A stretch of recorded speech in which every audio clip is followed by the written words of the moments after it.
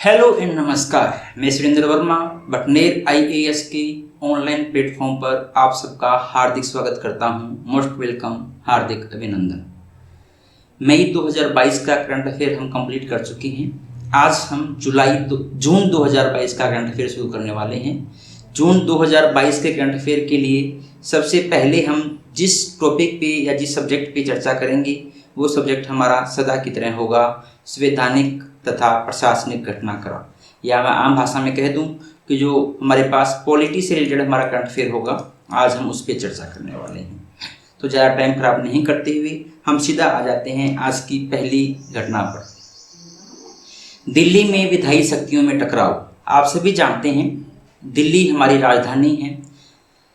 इसको दो नामों से जाना जाता है। एक तो ये केंद्र शासित प्रदेश है, यूनियन टेरिटरी है दिल्ली। साथ ही साथ इसको एक नाम और दिया गया है जिसका नाम है एनसीआर, नेशनल कैपिटल रीजन, या राष्ट्रीय राजधानी क्षेत्र। तो दिल्ली एक पूर्ण राज्य नहीं है, एक केंद्र शासित प्रदेश है। और केंद्र शासित प्रदेश का शासन किस तरह से चलाया जाता है आप सभी जानते हैं। या तो वहाँ पर उपराज्यपाल होते हैं, या वहाँ पर प्रशासक होते हैं, या आयुक्त होते हैं। आज के टाइम में आयुक्त हमारे पास कहीं नहीं है, उपराज्यपाल या प्रशासक हमारे पास होते हैं। उपराज्यपाल या प्रशासक केंद्र सरकार के द्वारा नियुक्त किए जाते हैं, राष्ट्रपति के द्वारा नियुक्त किए जाते हैं, तो राष्ट्रपति के प्रति वफादार होते हैं। दूसरी तरफ दिल्ली हमारे पास या पांडुचेरी हमारे पास ऐसे केंद्र शासित प्रदेश है जहां पर चुनी हुई सरकारें भी है। अब चुनी हुई सरकार के अंदर मुख्यमंत्री हमारे पास है, दूसरी तरफ दिल्ली के अंदर उपराज्यपाल है। तो मुख्यमंत्री तथा उपराज्यपाल के बीच में हमेशा टकराव रहता है। या मैं ये कह दूं कि विधानसभा तथा उपराज्यपाल के बीच में हमेशा टकराव रहता है कि विधानसभा के द्वारा बनाए गए कौन कौन से कानून या कौन कौन सी विधानसभा के द्वारा दी गई सलाह उपराज्यपाल के लिए बाध्यकारी है, और कौन सी सलाह को उपराज्यपाल राष्ट्रपति के पास भेज सकते हैं। इन सभी बातों के बीच में हमेशा डिस्प्यूट बना रहता है। और ये आज की बात नहीं है, ये जब से ये उपराज्यपाल और जब से ये दिल्ली को एनसीआर बनाया गया है 1991-92 से, तब से ही ये विवाद का विषय रहा है। और हाल ही के अंदर जब से आपकी सरकार बनी है या केजरीवाल जी मुख्यमंत्री बने हैं, उनके बाद तो ये जो टसल है उपराज्यपाल तथा मुख्यमंत्री का, ये बहुत ही ज़्यादा उभर के आने लगा है। तो इसी के बारे में हम आज चर्चा करने वाले हैं कि दिल्ली के अंदर विधायी शक्तियों के अंदर टकराव है, कौन कौन सा टकराव है, किस तरह का टकराव है, आगे की राह क्या हो सकती है, तथा हाल ही के अंदर हम ये चर्चा कर रहे हैं तो करंट में चर्चा करने का रीजन क्या है, एक एक बात की जानकारी हम हासिल करेंगे।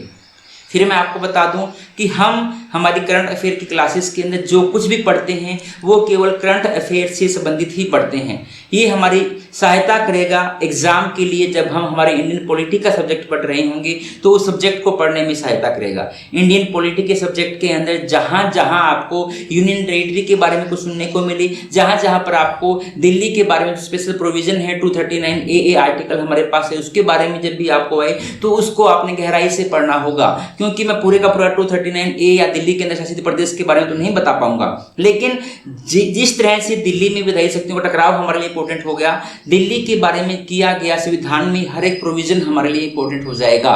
तो आप यदि मुकम्मल तैयारी करना चाहते हो, हर बार की तरह मैं फिर से यही सलाह दूंगा कि आप करंट अफेयर को पढ़िए, और करंट अफेयर में जो कुछ भी बताया जा रहा है इससे संबंधित जो भी आपके सब्जेक्ट में आपकी बुक्स के अंदर आपको देखने को मिले वो आपने बहुत ही अच्छे तरीके से करना है। देखो बाकी सब कुछ करना ही करना है, लेकिन इन चीजों को अच्छे तरीके से करना है। यदि इनको आप अच्छे तरीके से कर लोगे तो आपको प्री तथा मेन एग्जाम के अंदर क्लियर होने से दुनिया की कोई ताकत नहीं रोक पाएगी। मेहनत आपकी, प्रयास हमारा। हम आते हैं आज फिर उसी चर्चा के ऊपर वापस से कि चर्चा के अंदर क्यों है। दिल्ली को राज्य का दर्जा प्राप्त नहीं होने के कारण, मैंने बताया इसको राज्य का दर्जा प्राप्त नहीं है। क्यों नहीं है? क्योंकि ये केंद्र शासित प्रदेश है, यूटी है।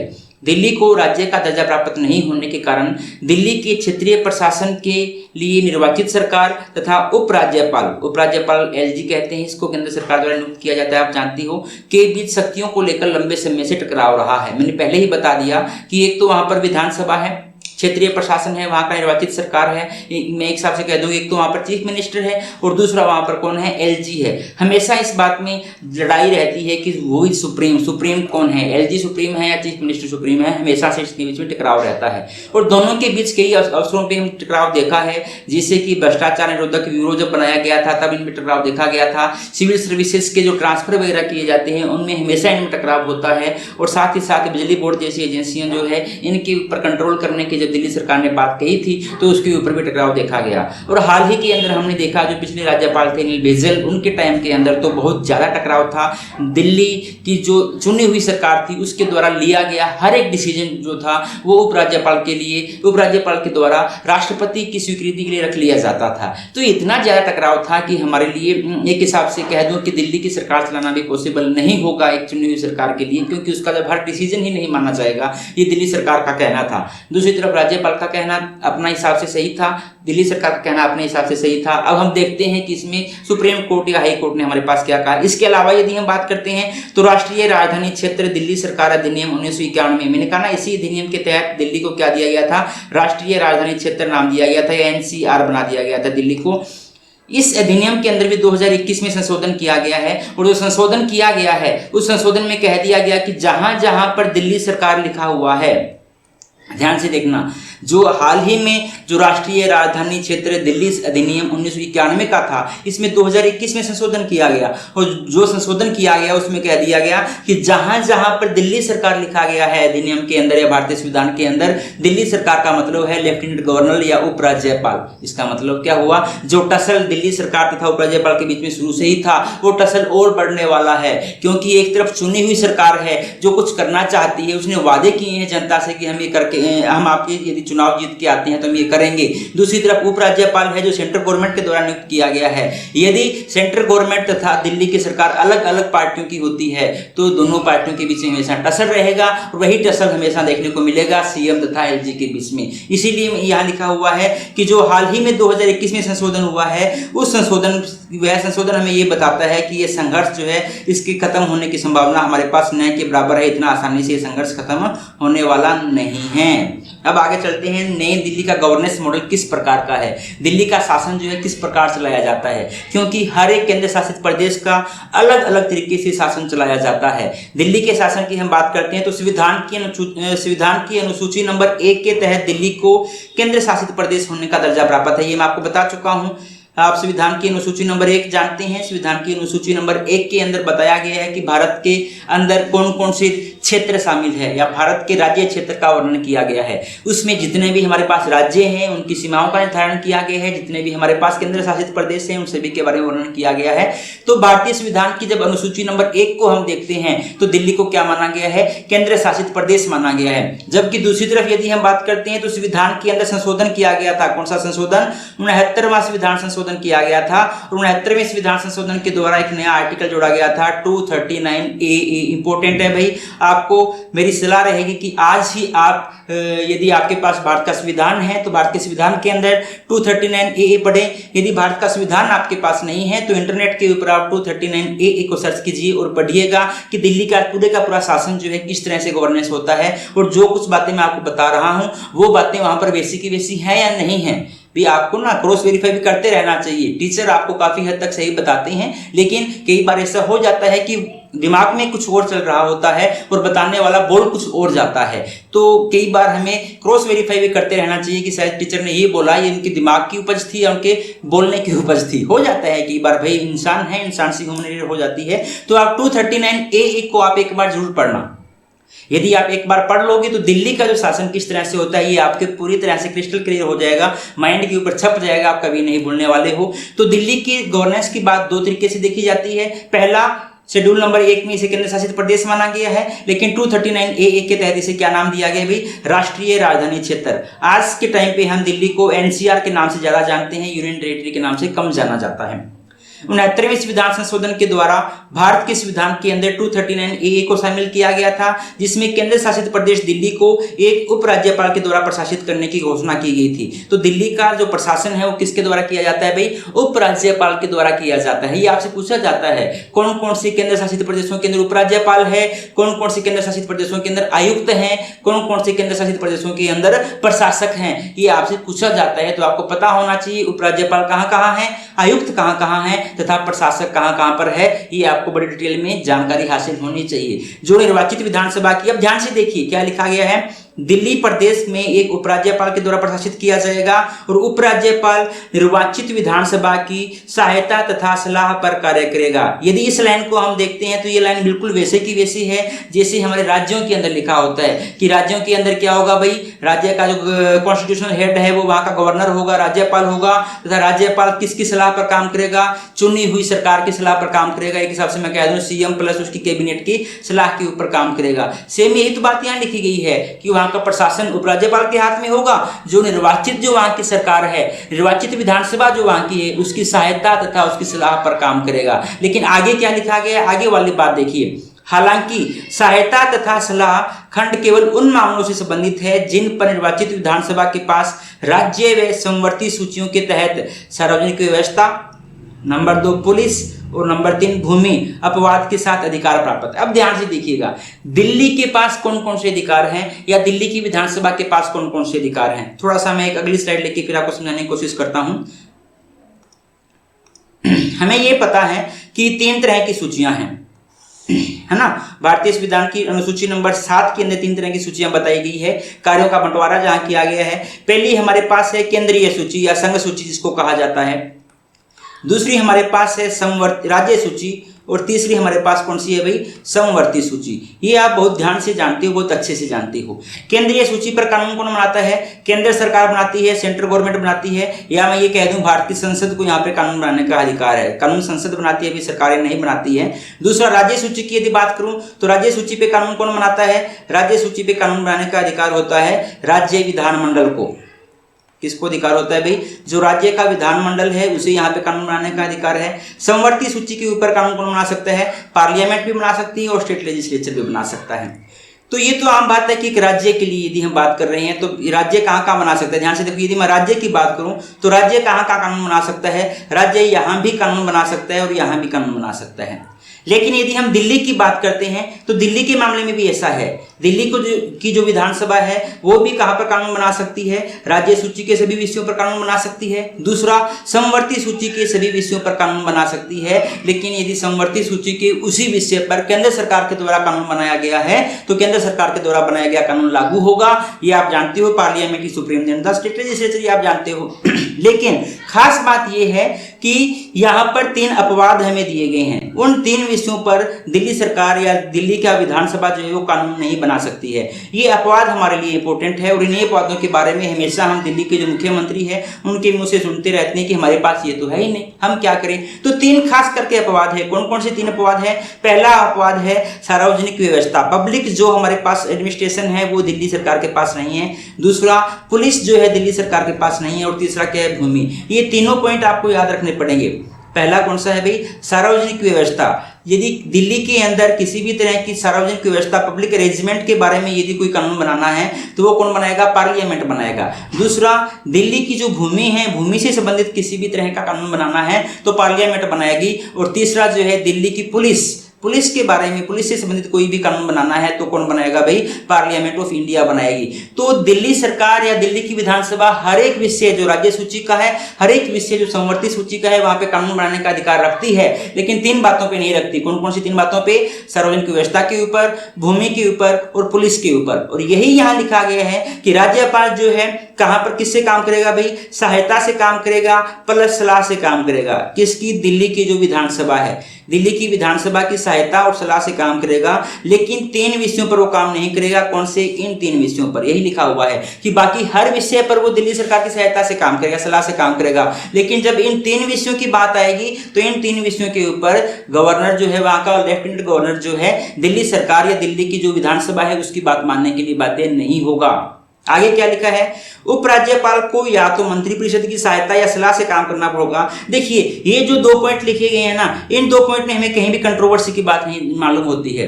इन 2 पॉइंट में हमें बिल्कुल ऐसा लगता है कि दिल्ली में जो राज्यपाल है, उपराज्यपाल है, उसकी स्थिति ठीक उसी तरह से है जैसे राज्यों के अंदर राज्यपाल की होती है। लेकिन जो तीसरा पॉइंट लिख दिया गया है, उस तीसरे पॉइंट ने सारे पचड़े डाल दिए। क्या कहता है तीसरा पॉइंट कहता है उपराज्यपाल को या तो, देखो ऑप्शन दे दिया गया, उपराज्यपाल को या तो मंत्रिपरिषद की सहायता से काम करना होगा या वह राष्ट्रपति के द्वारा किसी संदर्भ में लिए गए निर्णय को लागू करने के लिए बाध्य होगा। ऑप्शन दे दिए गए कि उपराज्यपाल क्या करेगा। उपराज्यपाल के पास ऑप्शन है, या तो दिल्ली की जो विधानसभा ने उसको सलाह दी है, दिल्ली की मंत्रिपरिषद ने उसको सलाह दी है, उस सलाह के अकॉर्डिंग काम कर ले। यदि वो उस सलाह के अकॉर्डिंग काम नहीं करना चाहता है तो दूसरा क्या काम कर ले, वो जो राज्यपाल, जो भारत के राष्ट्रपति हैं, भारत के राष्ट्रपति जो कुछ भी उसको निर्णय दे, जो कुछ भी करने का आदेश दे, उस पे काम कर ले। अब यहां पर दिक्कत हो गई। पहले 2 पॉइंट में कोई दिक्कत नहीं थी, मंत्रिपरिषद सलाह दे रही थी और राज्यपाल क्या कर रहे थे, वहां उपराज्यपाल काम कर रहे थे। लेकिन तीसरे पॉइंट में ऑप्शन दे दिया गया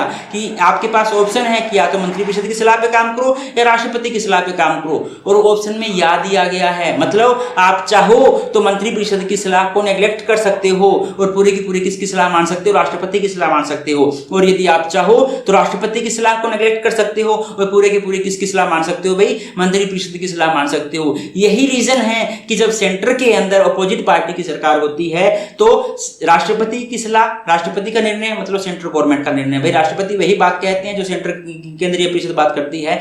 तो जब जब सेंटर के अंदर अपोजिट सरकार होगी तब तब राज्यपाल जो है वो राष्ट्रपति का निर्णय मानेंगे, दिल्ली सरकार का निर्णय नहीं मानेंगे। यही आरोप दिल्ली सरकार के द्वारा हमेशा लगाया जाता रहा है और यही हमें इसका यदि इंटरप्रिटेशन हम करते हैं तो हमें देखने को मिलता है। आगे हम चलते हैं। साथ ही आर्टिकल 239 ए के अंदर क्या लिखा गया है, अगली बात यहां लिखी गई है कि उपराज्यपाल के पास मंत्रिपरिषद के निर्णय को राष्ट्रपति के पास आरक्षित रखने की शक्ति है। यदि उपराष्ट्रपति चाहे तो मंत्रिपरिषद ने जो भी डिसीजन दिया है उसको आरक्षित रख सकता है। किस लिए, राष्ट्रपति के पास भेजने के लिए। ये पावर तो राज्यपाल के पास भी होती है, लेकिन राज्यपाल हर एक निर्णय को नहीं भेजता। लेकिन यहाँ पे उपराज्यपाल क्या कर रहे हैं, उपराज्यपाल हर निर्णय को राष्ट्रपति के पास भेज देते हैं। ये भी यहाँ पे थोड़ा सा टसल देखने को मिलता है। इस प्रकार उपराज्यपाल तथा निर्वाचित सरकार के बीच इस दोहरे नियंत्रण, डबल कंट्रोल की बात हो रही है कि उपराज्यपाल भी है और मुख्यमंत्री से सत्ता संघर्ष की स्थिति उत्पन्न होती है। डेफिनेटली जो ये कंट्रोवर्सी वाली बात है, तीसरा पॉइंट और चौथा पॉइंट, ये क्या करता है भी,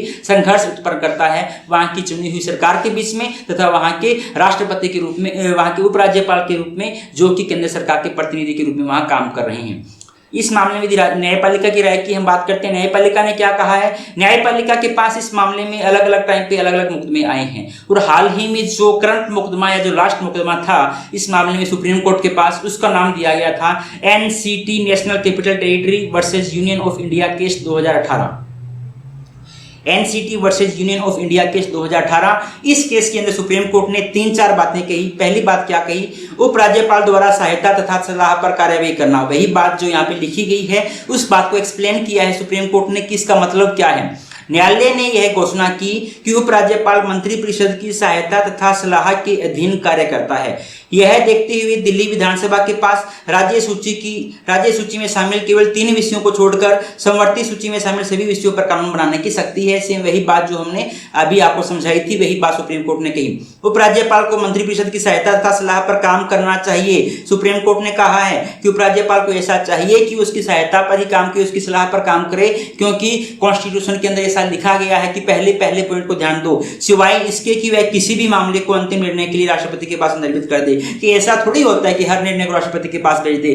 राष्ट्रपति राज्यपाल को हर एक उस निर्णय पे मंत्रिपरिषद की सलाह पे काम करना चाहिए जिस निर्णय को वह राष्ट्रपति के पास नहीं भेज रहा। या तो राष्ट्रपति के पास भेज दे तो राष्ट्रपति अपने हिसाब से काम कर देगा। यदि राष्ट्रपति के पास नहीं भेजा जा रहा तो मुख्यमंत्री ने या वहां की विधानसभा ने जो कुछ कह दिया उसको आपको मान लेना चाहिए। एक हिसाब से सुप्रीम कोर्ट क्या कह रहा है, सुप्रीम कोर्ट ये कह रहा है कि उपराज्यपाल अपने विवेक से कुछ मत करे, उपराज्यपाल अपने विवेक से कुछ भी मत करे। क्या करे, या तो विधानसभा की जो सिफारिश है, विधानसभा की सलाह जो है उस सलाह के अकॉर्डिंग काम कर ले। यदि विधानसभा की सलाह के अकॉर्डिंग उसने काम नहीं करना है तो उसको भेजे राष्ट्रपति के पास और राष्ट्रपति अपना अंतिम डिसीजन दे देगा, वो अपने आप मान्य हो जाएगा। पहले पॉइंट में सुप्रीम कोर्ट ऑफ इंडिया ने ये कहा। दूसरे पॉइंट में सुप्रीम कोर्ट ऑफ इंडिया ने और भी अच्छी बात कही, ये हर मामले पे लागू नहीं होता। क्या, किसी भी मामले को, लिखा हुआ है ना, किसी भी मामले को राष्ट्रपति के पास भेज सकते हैं। किसी भी मामले को राष्ट्रपति को संदर्भित करने के लिए उपराज्यपाल की शक्ति, जिस पर उपराज्यपाल और मंत्रिपरिषद के बीच मतभेद है के बारे में सर्वोच्च न्यायालय ने कहा कि किसी भी मामले का अर्थ हर मामले से नहीं लगाया जा सकता,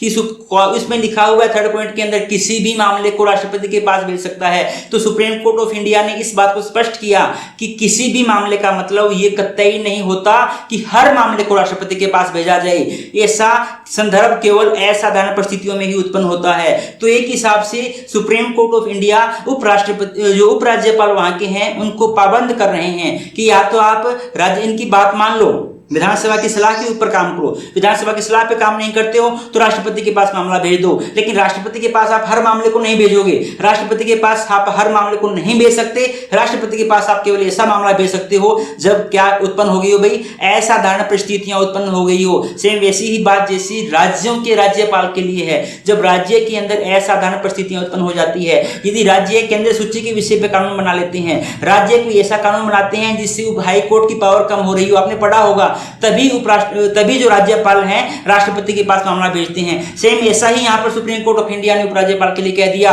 कि या तो आप दिल्ली सरकार की बात मानो, नहीं मानते हो तो आप राष्ट्रपति के पास भेजो, लेकिन राष्ट्रपति के पास आप हर मामले को नहीं भेज सकते, राष्ट्रपति के पास आप केवल उन मामले को भेज सकते हो जहां पर असाधारण परिस्थितियां उत्पन्न हो गई हों।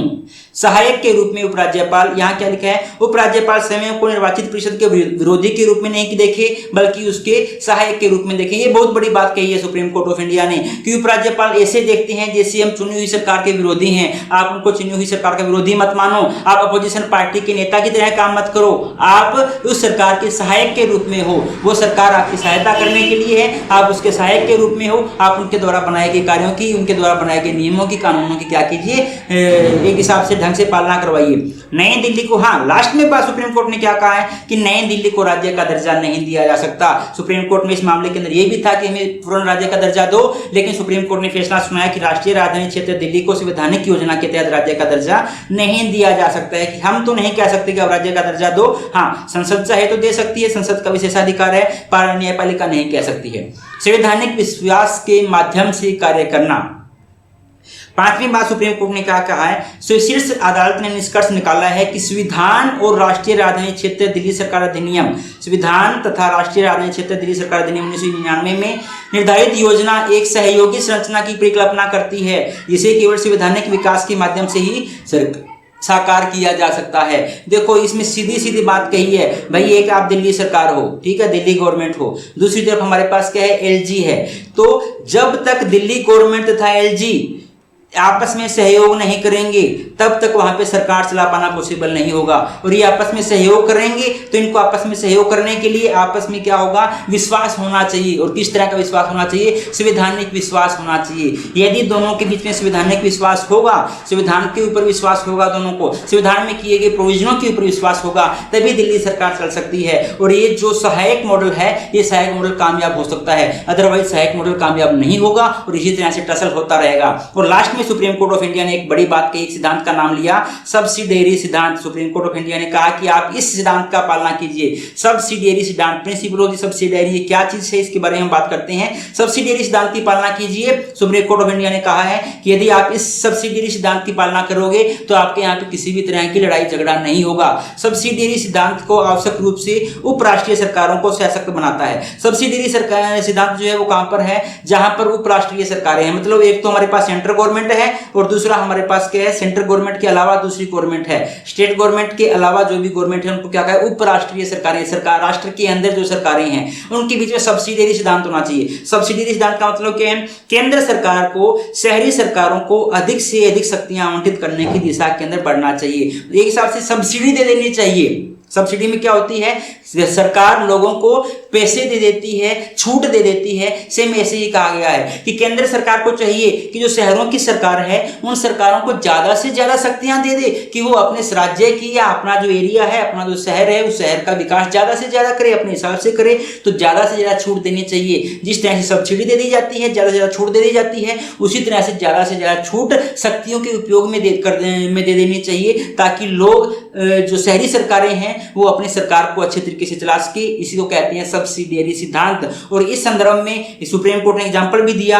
कि यदि भारत को चाहिए कि जकार्ता, सियोल, लंदन, पेरिस, ये जो महानगर है, यहाँ की जो सरकारें हैं, जिस तरह से इनकी सरकारों को वहाँ के राष्ट्रों ने छूट दे रखी है, ठीक इसी प्रकार से हमें भी उन सरकारों का अनुसरण करना चाहिए और हमें यहाँ की सरकारों को छूट देनी चाहिए। तो ये हमने जानने की कोशिश की दिल्ली के अंदर वहाँ की विधानसभा तथा राज्यपाल के बीच में क्या टसर रहता है। फिर मैं कहता हूँ मैंने जो आपको पढ़ाया है काफी ब्रीफ के अंदर पढ़ाया है, केवल उतना पढ़ाने की कोशिश की है कि करंट अफेयर के अंदर जो भी न्यूज थी उसका एक भी पोर्शन आपके लिए छूटे नहीं। लेकिन फिर मैं कहता हूं कि इतना पढ़ाया हुआ आपके लिए मुकम्मल नहीं है, तब तक मुकम्मल नहीं है जब तक आप केंद्र शासित प्रदेश का शासन किस प्रकार से होता है, भारतीय संविधान के अंदर केंद्र शासित प्रदेश के बारे में क्या प्रोविजन किए गए हैं, प्लस भारतीय संविधान के अंदर आर्टिकल 239A 239A के अंदर क्या प्रोविजन किए गए हैं, साथ ही साथ जो दिल्ली का जो अधिनियम है 1991 का, राष्ट्रीय राजधानी क्षेत्र 1991 का जो अधिनियम है उसके अंदर क्या क्या प्रावधान किए गए हैं, उनको जब तक आप नहीं पढ़ोगे तब तक आपका कंप्लीट जो तैयारी है वो नहीं होने वाली है। उन सबको यदि मैं करवाऊंगा तो 1 घंटे की क्लास के अंदर एक ही टॉपिक होने वाला है। फिर भी मैं आपको बार बार बताता रहूंगा कि आपको मेरे द्वारा पढ़ाई गई इस चैप्टर के साथ साथ आपको क्या क्या और पढ़ना चाहिए ताकि आपकी तैयारी मुकम्मल हो जाए और आपका एक भी मार्क्स नहीं कटे। यदि फिर कटेगा, यदि इतना बताने के बाद भी आपके मार्क्स कटते हैं तो बेटा कमी आपके अंदर होगी, कमी पढ़ाने वाले के अंदर नहीं होगी, कमी बताने वाले के अंदर नहीं होगी। एक बात हमेशा याद रखना, टीचर आपको गाइड कर सकता है, टीचर आपको रास्ता दिखा सकता है, चलना स्टूडेंट को ही होता है। जिसके अंदर जिल होगी, जिसके अंदर जोश होगा, जिसके अंदर उत्साह होगा, वो यदि टीचर ने हिंट भी दे दिया तो भी उसको जाके देखेगा। यदि आप यूपीएससी की तैयारी कर रहे हो तो आपके अंदर ऐसा जोश होना चाहिए, आपके अंदर ऐसा उत्साह होना चाहिए कि कहीं से कोई हिंट भी मिल जाता है तो आपके दिमाग में चुलबुली उठ जानी चाहिए, यार उसको जाके देखूं तो सही क्या चीज है। यदि आप देखोगे तो आपको गेन ही देगा, आपको फायदा ही देगा, आपको नुकसान नहीं देगा। केवल फॉर्मेलिटी करने के लिए यूपीएससी की तैयारी मत करो बेटा, यदि करनी है तो उस जज्बे के साथ करो, उस जोश के साथ करो कि हाँ करना है, लड़ना है और जीतना है, और जीतोगे। क्यों नहीं, डेफिनेटली जीतोगे, क्योंकि मेहनत आपकी होगी, प्रयास हमारा है। अगली न्यूज की तरफ चलते हैं। विश्व प्रेस स्वतंत्रता सूचकांक 2022, विश्व प्रेस स्वतंत्रता सूचकांक 2022 चर्चा के अंदर क्यों है? 3 मई 2022 को विश्व प्रेस स्वतंत्रता दिवस था भाई, इंपॉर्टेंट है। विश्व प्रेस स्वतंत्रता दिवस कब बनाया जाता है? 3 मई को बनाया जाता है। कब बनाया जाता है भाई? 3 मई 2022 को विश्व प्रेस स्वतंत्रता दिवस के अवसर पर रिपोर्ट्स विदाउट बॉर्डर्स, ये हमारे पास एक एनजीओ जैसी संस्था है जिसको हम बोल सकते हैं, रिपोर्ट्स विदाउट बॉर्डर के द्वारा विश्व प्रेस स्वतंत्रता सूचकांक का 20वां संस्करण प्रकाशित किया गया। कौन सा संस्करण भाई? 20वां विश्व प्रेस स्वतंत्रता सूचकांक। दुनिया के अंदर प्रेस को कितनी स्वतंत्रता दी गई है, या दुनिया के अंदर जो पत्रकार है कितना फ्रीली काम कर सकते हैं, उनके ऊपर किसी तरह का दबाव नहीं है, इस बात का ये सूचकांक बताता है। और यदि भारत की हम बात करते हैं तो कुल 180 देशों को शामिल किया गया था और 180 देशों के अंदर भारत का 150वां स्थान था। मतलब कि यहाँ पर प्रेस की आजादी न के बराबर है, ऐसा कह सकता हूँ भाई। 180 में से 150वां स्थान तो लास्ट स्थान ही हो गया ना एक हिसाब से।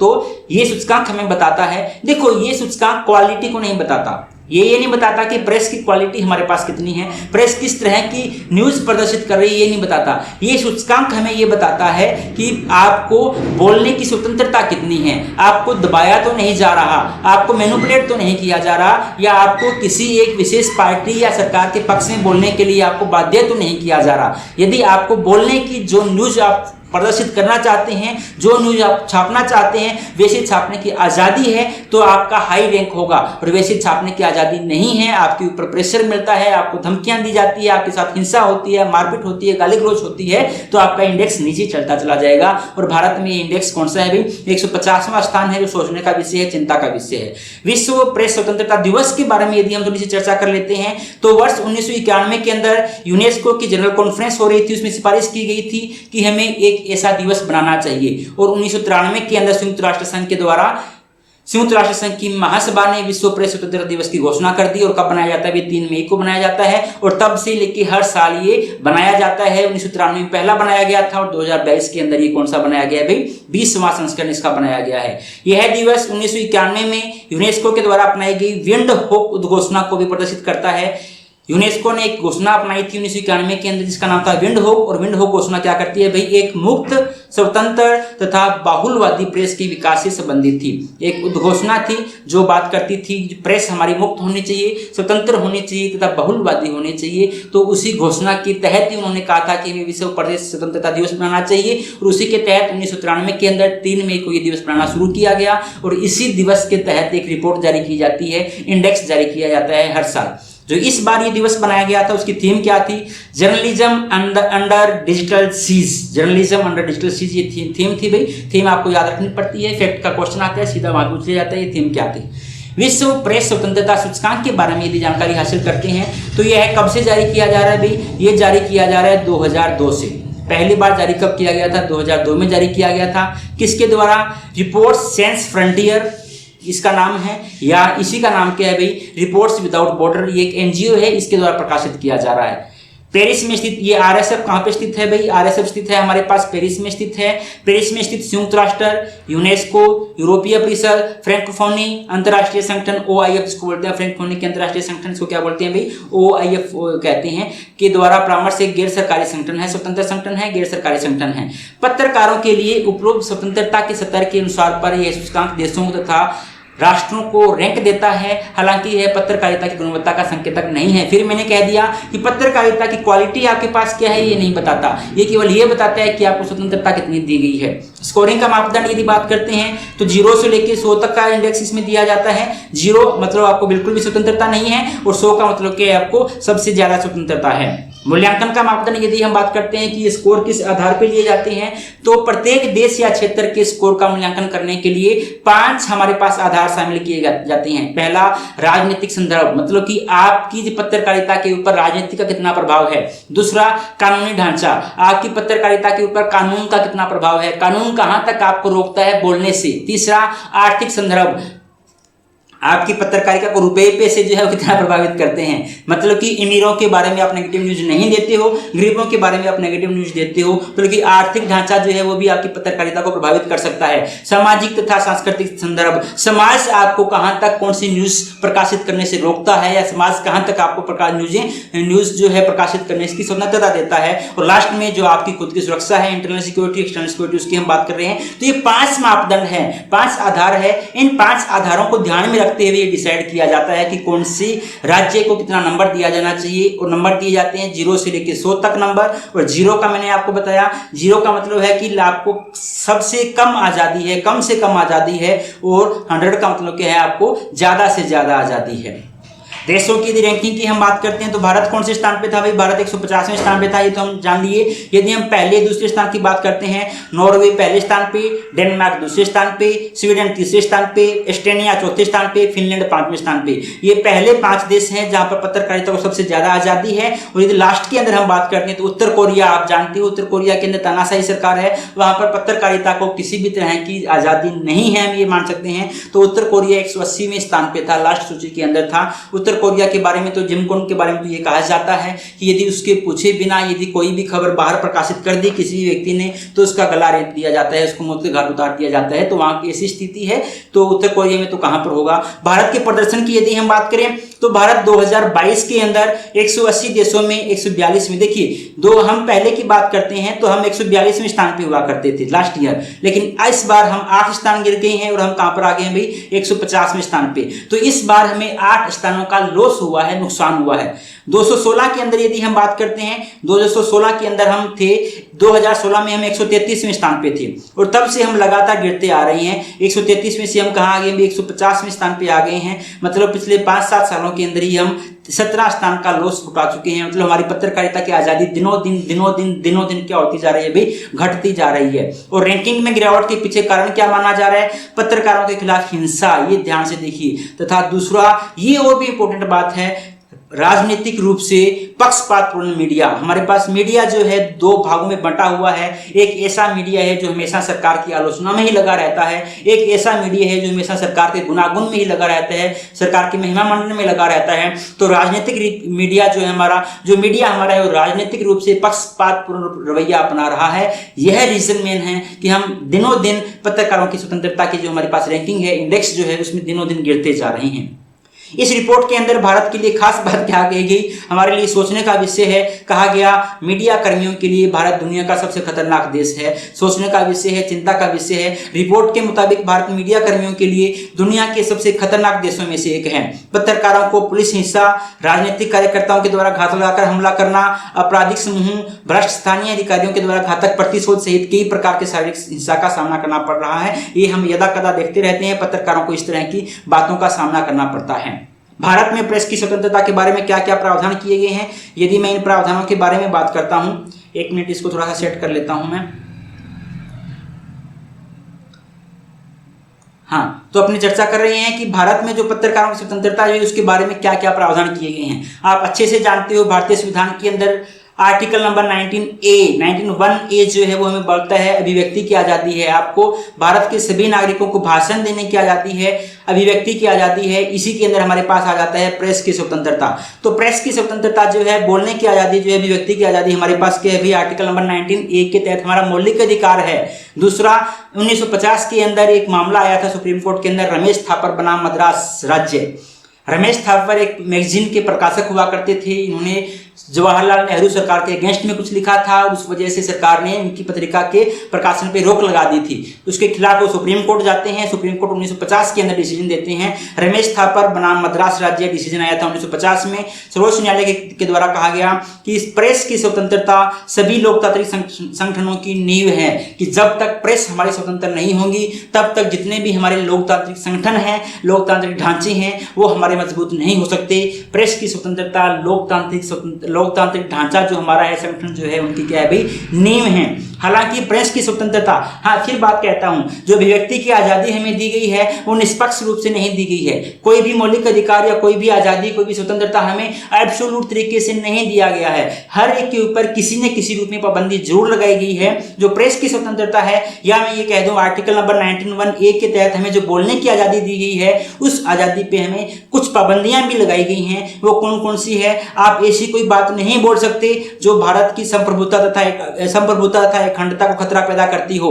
आप ऐसी कोई बात नहीं बोल सकते जो भारत की सुरक्षा को खतरा पैदा करती हो, जो विदेशी राज्यों के साथ भारत के मैत्रीपूर्ण संबंधों के ऊपर प्रभाव डालती हो, जो लॉ एंड ऑर्डर को नुकसान करती हो, सार्वजनिक व्यवस्था जो पब्लिक ऑर्डर जो है उसको नुकसान पहुंचाती हो, जो शालीनता के विरुद्ध हो, नैतिकता के विरुद्ध हो, न्यायालय की अवमानना करने वाली आप बात नहीं बोल सकते हो, किसी की मानहानि आप नहीं कर सकते हो, तथा किसी भी अपराध के लिए आप उकसा नहीं सकते हो। ये आपके पास 8 बंदिशें लगाई गई हैं।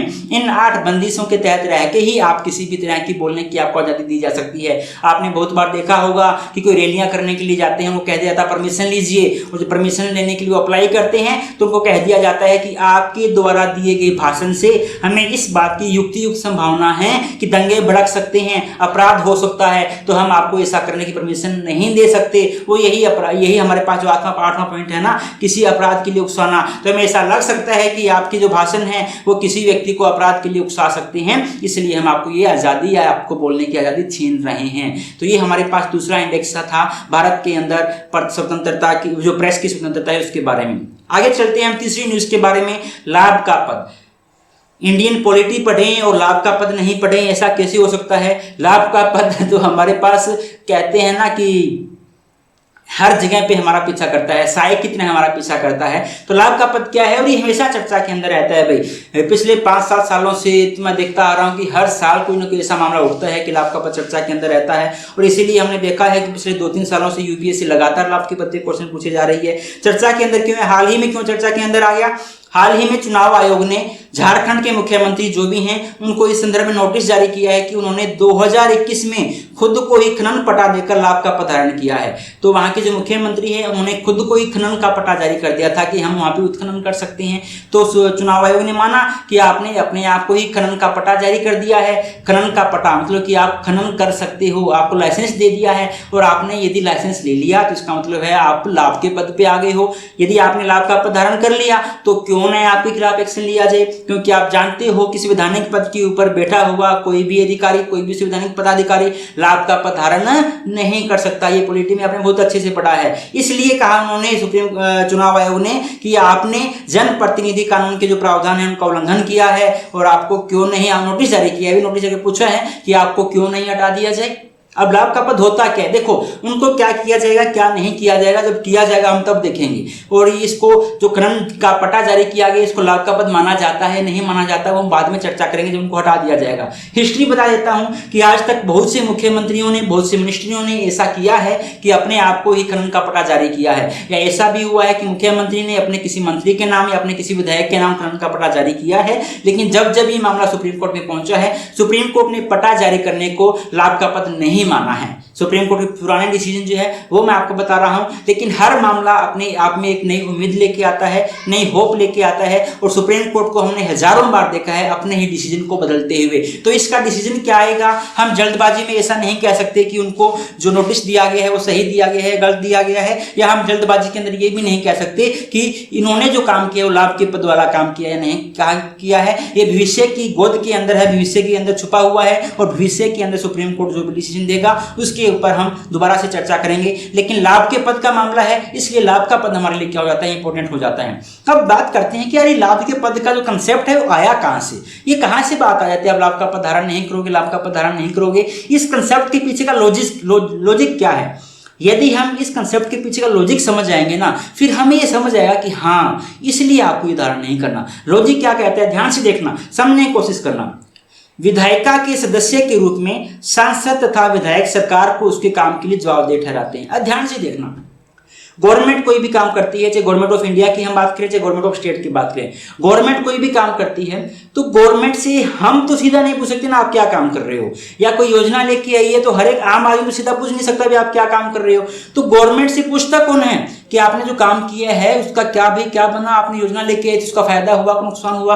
उनसे डायरेक्ट क्वेश्चन करने का अधिकार किसको होता है, गवर्नमेंट के द्वारा किए गए काम से डायरेक्ट क्वेश्चन करने का अधिकार जो वहां पर विधानसभा के अंदर बैठे हुए विधायक हैं या जो लोकसभा के अंदर बैठे हुए हमारे सांसद हैं। अरे विधायक और सांसद तो बना ही इसीलिए गए हैं कि वो सरकार के कामों के ऊपर क्या कर सके, कंट्रोल कर सके, नियंत्रण कर सके। यदि सरकार के कामों पे कंट्रोल नहीं करना होता तो विधायक की जरूरत क्या थी, है ना।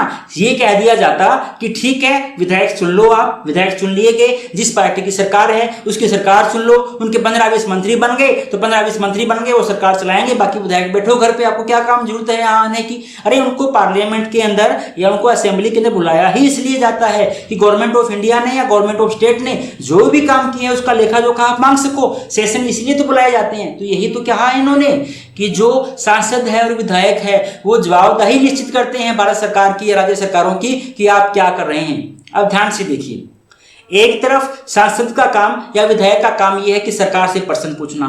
अब यदि वही सरकार उसी विधायक को कोई लाभ दे देगी, कोई लालच दे देगी, तो वो व्यक्ति सरकार के खिलाफ क्यों पूछेगा। सोचने वाली बात है ना भी। डेफिनेटली मेरी बात सुनो कि यदि मैं कोई काम करता हूं और आपका काम क्या है, आपका काम है मुझसे क्वेश्चन पूछना, ये पूछना कि मैंने काम सही किया है गलत किया है। मैं क्या करता हूं कि मैं कहता हूं भी आप मुझसे पूछना मत, मैं आपको हर महीने 1 लाख रुपए दे दूंगा। आपको मौजे हैं भाई, आप 1 लाख रुपए लेके चुप बैठे हो, मैं कुछ भी करता रहूं, आपको उससे क्या मतलब हो गया। सेम यही लिखा गया है कि यदि किसी भी विधायक को, किसी भी सांसद को यदि सरकार ने लाभ का पद दे दिया तो जो उस विधायक का काम था, लेजिस्लेचर का जो काम था कार्यपालिका के प्रति, लेजिस्लेचर अपना वो काम पूरा नहीं कर पाएगा। वो पूरा नहीं कर पाएगा तो सरकार की जवाबदेही सुनिश्चित कौन करेगा। इसीलिए क्रिएट किया गया था लाभ का पद। यहीं से कंसेप्ट आता है लाभ के पद का कि कोई भी विधायक, कोई भी सांसद या संवैधानिक पद के ऊपर बैठा हुआ कोई भी अधिकारी लाभ के पद को ग्रहण नहीं करेगा। इसका आशय यह है कि निर्वाचित सदस्यों के कर्तव्यों तथा हितों के बीच में टकराव नहीं होना चाहिए, कि आपके कर्तव्य जो है वो आपको पता होने चाहिए, आपके हित जो है वो भी आपको पता होना चाहिए। अब बात करते हैं लाभ का पद है क्या। तो लाभ के पद की बात करते हैं तो लाभ के पद को भारतीय संविधान के अंदर वर्णित तो किया गया है कि लाभ के पद में नहीं होना चाहिए, स्पष्ट रूप से नहीं कहा गया लाभ का पद क्या होता है, लेकिन 1-2 जगह पे कहा गया है कि इस चीज को लाभ के पद से छूट है। तो संविधान ने ये तो नहीं कहा कि लाभ के पद के अंदर क्या क्या आते हैं, लेकिन 2-3 पोस्ट हमें ऐसी बताई है कि आपको लाभ के पद से छूट दी गई है। संविधान ने लाभ का पद स्पष्ट रूप से परिभाषित नहीं किया, लेकिन विभिन्न न्यायिक फैसलों के अंदर व्याख्या की इसका लेकिन सुप्रीम कोर्ट ने टाइम टू टाइम डिसीजन दिए हैं जिससे हमें पता चलता है कि लाभ का पद क्या है। लाभ के पद की व्याख्या के अनुसार ध्यान से देखना, पद धारक को कुछ वित्तीय लाभ, बढ़त हित लाभ प्राप्त होते हैं। किसी भी तरह का इकोनॉमिकल जो हमारे पास फाइनेंशियल प्रॉफिट है वो होता हो, किसी भी तरह की उसको बढ़त मिलती हो दूसरे लोगों के ऊपर, या किसी भी तरह का उसको और कोई हित लाभ प्राप्त होता हो, तो ऐसे मामलों को कहते हैं लाभ प्राप्त। साथ ही सुप्रीम कोर्ट ने यह भी कहा कि जो आपको ये लाभ मिल रहा है ना, कितनी मात्रा के अंदर मिल रहा है, चाहे 1 रुपये का लाभ मिल रहा है चाहे लाखों रुपए का लाभ मिल रहा है, वो मात्रा डिसाइड नहीं करती, लेकिन ये डिसाइड करता है कि आपको लाभ मिल रहा है। 1 रुपये का लाभ मिला तो भी आप लाभ के पद पे होगे, और लाखों करोड़ों अरबों रुपए का लाभ मिला तो भी आप किस पे होगे भाई, लाख के रूप में होगे। यही लिखा है। ऐसे मामलों में इस तरह के लाभ की राशि महत्वहीन होती है। सुप्रीम कोर्ट ने 1964 में फैसला सुनाया था कि कोई भी व्यक्ति लाभ का पद रखता है या नहीं रखता, इसका निर्धारण उसकी नियुक्ति की जांच के द्वारा किया जाएगा। फिर सुप्रीम कोर्ट ने कह दिया कि ऐसा नहीं है कि हम हर पद को कह दें लाभ का पद है, और ऐसा नहीं है कि एक ही पोस्ट के ऊपर बैठे हुए हर व्यक्ति को कह दें लाभ का पद है। नहीं, हम 5 कारक उन्होंने दिए कि इन 5 कारकों के आधार पर देखेंगे कि आपका पद जो है लाभ का पद है या नहीं है। पहला, क्या सरकार नियुक्त प्राधिकारी है, कि आपको जो भी अथॉरिटी दी गई है, जो भी पद आपको दिया गया है, क्या वो पद आपको सरकार के द्वारा दिया गया है या नहीं दिया गया। यदि आपको पद सरकार के द्वारा नहीं दिया गया तो आप लाभ का पद नहीं माना जाएगा। मान लो एक व्यक्ति जो है दुकान खोलता है, एक एमएलए जो है वो अपनी दुकान खोलता है, दुकान तो उसको सरकार ने नहीं खोल के दी ना, यदि वो दुकान खोल रहा है तो लाभ का पद थोड़ी होगा भाई, वो तो अपना जो इनकम है अपना बिजनेस करे, उसको क्या दिक्कत क्या है। हाँ, वो ऐसा बिजनेस नहीं कर सकता जहां से उसको लाइसेंस लेना पड़े। मान लो दुकान खोलता है कोई दिक्कत नहीं है, लेकिन मान लो वो शराब की दुकान खोलते हैं जिसके लाइसेंस लेना पड़ता है, तो वहां पे वो अपने प्रभाव का यूज कर सकता है। तो यही उन्होंने कहा कि हम हर बात को ये नहीं कह सकते लाभ का पद है या नहीं है, हम लाभ का पद है या नहीं है इसका निर्धारित करने के लिए 5 पॉइंट दे दिए। पहला, जो आपको लाभ का पद दिया गया उसके लिए आपकी नियुक्ति जो की है, क्या सरकार ने की है या नहीं की है। सरकार ने की है तो हम देख सकते हैं लाभ का पद है, सरकार का उसमें कोई रोल नहीं है तो लाभ का पद नहीं होगा। दूसरा, सरकार के पास नियुक्ति समाप्त करने का अधिकार है या नहीं, जो भी आपको अपॉइंटमेंट दिया गया है उस अपॉइंटमेंट को रद्द करने का जो अधिकार है वो सरकार के पास है या नहीं है। आपने दुकान खोली, दुकान जब मर्जी आप खोलो, जब मर्जी आप बंद करो, सरकार थोड़ी कहेगी आप कब बंद करो कब खोलो। लेकिन लाइसेंस यदि आपको उसका है कि मान लो आपको अभी मैंने आपको बताया शराब की दुकान का लाइसेंस है आपको, तो यदि आपकी कानून की अवहेलना करते हो सरकार आपका लाइसेंस रद्द कर सकती है। तो मैंने यही पॉइंट इसमें लिखे गए हैं कि पहला, आपको अपॉइंट करने का राइट सरकार के पास है या नहीं है। दूसरा, आपको जो अपॉइंट किया गया है आपकी नियुक्ति को रद्द करने का जो अधिकार है वो सरकार के पास है या नहीं है। तीसरा, क्या सरकार आपका जो वेतन आपको मिलते हैं, भत्ते आपको मिलते हैं, उसका निर्धारण सरकार के द्वारा किया जाता है या किसी और अथॉरिटी के द्वारा किया जाता है। चौथा, जो भी आपको वेतन मिलता है उसका सोर्स क्या है, सोर्स ऑफ इनकम आपका क्या है। जो भी आपको पद मिला हुआ है, जो पोस्ट आपको मिला हुआ है, उस पोस्ट के द्वारा आपको क्या क्या शक्तियां मिली हुई है। इन 5 बातों को ध्यान में रख के सुप्रीम कोर्ट ने कहा है कि हम डिसाइड करेंगे कि कोई भी पद लाभ का पद है या नहीं है। लाभ का पद धारण करने के संबंध में संवैधानिक प्रावधान क्या क्या है, संविधान के अंदर क्या क्या लिखा गया है। मैंने फिर कहा कि भारतीय संविधान में कहीं भी स्पष्ट रूप से नहीं लिखा गया है कि लाभ का पद क्या होगा। भारत के संविधान में अनुच्छेद 102(1)(a) के अंतर्गत, कौन सा अनुच्छेद भाई, 102(1)(a) के अंतर्गत संसद के सदस्यों के लिए तथा 191(1)(a) के अंतर्गत राज्य विधानसभा के सदस्यों के लिए ऐसे किसी भी लाभ के पद को धारण करने की मनाही की गई है। 2 अनुच्छेद, पहला अनुच्छेद है 102(1)(a), ये कहता है कि भारत की संसद का कोई भी सदस्य, संसद के अंदर लोकसभा, राज्यसभा, राष्ट्रपति तीनों आ जाते हैं। उसके बाद 191(1)(a), इसमें क्या कहा गया भी, राज्य विधानमंडल का सदस्य है, चाहे राज्यसभा का हो, राज्य विधानमंडल का हो, उपराज्यपाल हो, राष्ट्रपति हो, सभी आ जाते हैं। ये लाभ के पद को धारण नहीं कर सकते, भारतीय संविधान के अंदर लिखा गया है। अनुच्छेद स्पष्ट करता है, ये ध्यान से देखना, स्पष्ट करता है कि किसी भी व्यक्ति को केवल इस कारण से भारत सरकार या राज्य सरकार के अधीन लाभ के पद को धारण करता हुआ नहीं माना जाएगा कि वह एक मंत्री है। एक हिसाब से सुप्रीम जो भारत का संविधान है वो कहता है मंत्री पद को लाभ का पद नहीं माना जाएगा। साथ ही साथ क्या लिखा गया है, 102 तथा 191 में किसी भी सांसद या विधायक को सरकारी पद को ग्रहण करने की अनुमति देते हैं यदि कानून के माध्यम से इन पदों को उन्मुक्त नहीं किया गया है। 102 तथा 191 के अंदर यह भी लिखा गया है कि यदि कोई भी ऐसा पद जिसको किसी भी कानून के द्वारा लाभ के पद के दायरे से बाहर कर दिया गया है, चाहे वो पद सरकारी पद ही क्यों नहीं हो, उस पद को भी सांसद या विधायक के द्वारा ग्रहण किया जा सकता है। मतलब मंत्री पद भी ग्रहण किया जा सकता है तथा ऐसे पद को भी ग्रहण किया जा सकता है जिसे लाभ के पद के अंदर नहीं माना गया है। अब लाभ के पद के अंदर कोई पद है या नहीं है, इसको कैसे डिसाइड किया गया है। भारत की संसद ने संसद अयोग्यता निवारण अधिनियम 1961 ये कानून बनाया था भाई। संसद अयोग्यता निवारण अधिनियम 1959 के अंदर बनाया था। इस अधिनियम के अंदर उन पदों की सूची दी गई है जिन्हें लाभ के पद से बाहर रखा गया है। फिर कहता हूं, लाभ के पद के अंदर क्या क्या है ये नहीं बताया गया कहीं पे भी। किस किस चीज को लाभ के पद से बाहर कर दिया गया है उन सभी बातों को बताया गया है और संसद ने समय समय पर इस सूची में विस्तार भी किया है। तो एक तो मंत्री पद हो गया, ये तो भारतीय संविधान ने ही कह दिया। दूसरा, इस अधिनियम के अंदर जो पद हैं जिनको लाभ के पद के बाहर कर दिया गया, इन पदों को धारण किया जा सकता है, इनके अलावा किसी भी पद को धारण नहीं किया जा सकता। अब देखिए विगत वर्ष मैंने कहा ये 3-4 सालों के टच में है, ये लाभ के पद जो है चर्चा के अंदर है। 2019 के अंदर क्वेश्चन जो आया था लाभ के पद से संबंधित, उस क्वेश्चन की हम बात करते हैं। संसद निर्हरता निवारण अधिनियम 1961, इसी अधिनियम की बात कर रहा हूं जो मैं लास्ट में भी आपको बताया है। लाभ के पद के आधार पर कई पदों की, देखिए क्वेश्चन क्या है, निम्नलिखित कथनों पर विचार कीजिए। क्वेश्चन इसी तरह से आता है, आपको पता है 3 कथन दिए गए हैं। पहला कथन क्या कहता है, संसद अयोग्यता निवारण अधिनियम 1959 लाभ के पद के आधार पर कई पदों को अयोग्यता से छूट देता है। मैंने अभी आपको बताया कि बहुत से ऐसे पद हैं जिनकी एक लिस्ट दी गई है और उस लिस्ट के अंदर बताया गया है कि ये पद लाभ के पद के अंदर नहीं होगा। तो पहला कथन तो बिल्कुल सही है, यही बात कहता है। दूसरा, उपयुक्त अधिनियम में 5 बार संशोधन किया जा चुका है। देखो ये मैंने आपको नहीं बताया कि कितनी बार संशोधन किया जा चुका है, लेकिन हाँ मैंने ये तो आपको बताया है कि समय समय पर इस सूची में क्या किया गया है, विस्तार किया गया है। इसका मतलब कि संशोधन, यदि सूची में विस्तार किया गया है तो संशोधन किया गया है। कब कब संशोधन किया गया, डेफिनेटली 5 बार लिखा है तो 5 बार किया गया है इन्होंने। 1960 में, 92 में, 93 में, 6 में और 13 में, लगभग 5 बार इस सूची में चलिए वो किया गया है भाई। तो ये हमारे पास पॉइंट नंबर जो 2 है वो भी क्या है, बिल्कुल सही बैठता है। उसके बाद हम आते हैं पॉइंट नंबर 3 की तरफ। लाभ का पद शब्द भारत के संविधान में अच्छी तरह से परिभाषित है। ये तो आपको पता चल गया भाई, जो लाभ का पद है वो भारतीय संविधान में परिभाषित नहीं है। मैंने बार बार कहा है, 3 बार आपको बता दिया। तो कथन नंबर 1 सही है, कथन नंबर 2 सही है और कथन नंबर 3 हमारा क्या है, गलत है। यदि ऑप्शन से हम देखें तो केवल 1 और केवल 2, पहला ही ऑप्शन हमारे पास सही बन जाता है। अब ध्यान से देखना, यूपीएससी जो है आपको इतना ज्यादा गहराई से क्वेश्चन में डाल देती है, जैसे इसने क्या कह दिया, 5 बार संशोधन किया है, लेकिन ये आपको पता हो नहीं हो कोई फर्क नहीं पड़ता। यदि आपको बेसिक कंसेप्ट क्लियर है ना, तो भी आप एलिमिनेशन मेथड से यूपीएससी के हर क्वेश्चन का जवाब दे सकते हो। ध्यान से देखना, आपको पहले जो पॉइंट था, पहला क्या था भाई, संसद निर्हरता अधिनियम 1961 लाभ के पद को धारण करने की छूट देता है। ये कथन तो आपको 100% सही था ना, कि ये तो सही है। आपको ये पता था कि पहला तो 100% सही है, ये तो श्योर है आपको। तो ध्यान से देखिए, 4 ऑप्शन है, इसमें एलिमिनेट कर दीजिए। तो पहला यहां दिया गया है और यहां दिया गया है, तो इसका मतलब बी तो हो ही नहीं सकता, सी हो ही नहीं सकता, बात ही खत्म। 2 तो चले गए। अब बात क्या आ गई, दूसरा इसके अंदर भी है और दूसरा क्या है, इसके अंदर भी है। इसका मतलब क्या हो गया, दूसरा तो 100% सही है। आपको चाहे पता हो या नहीं पता हो, बात ही खत्म हो गई। बात क्या बनती है, बात बनती है तीसरा सही है या नहीं है।